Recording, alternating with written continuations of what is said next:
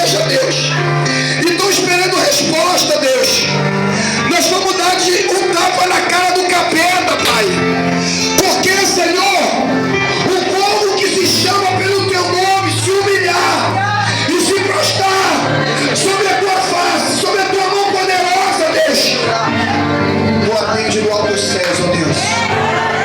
Tu tem atendido o nosso clamor, Deus. Por isso que nós estamos como árvore frutífica, Deus. E essa, Senhor, ergue, Senhor, começa a regar mais. Enche mais essas árvores, Deus.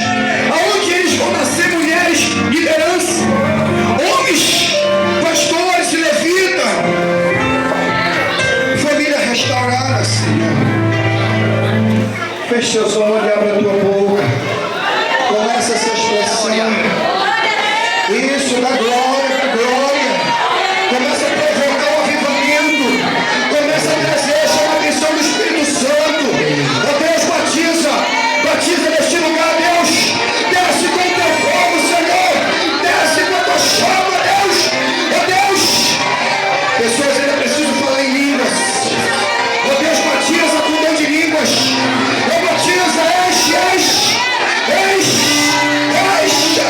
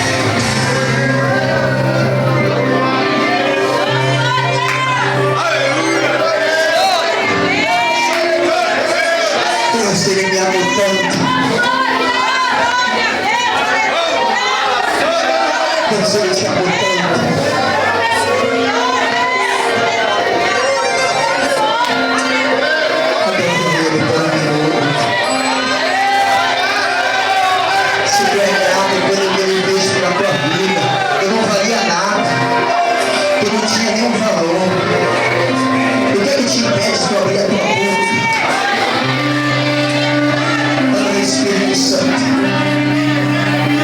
derrama tua Shekinah no meio do teu povo.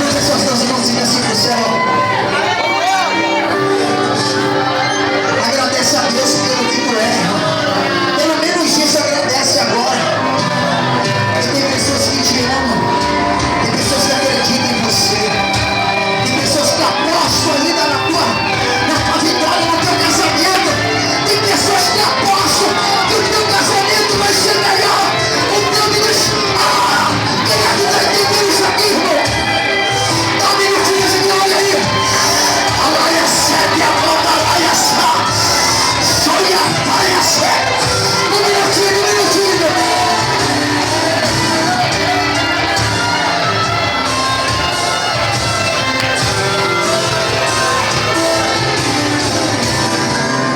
Quem não sabe da glória, da aleluia. Quem não sabe da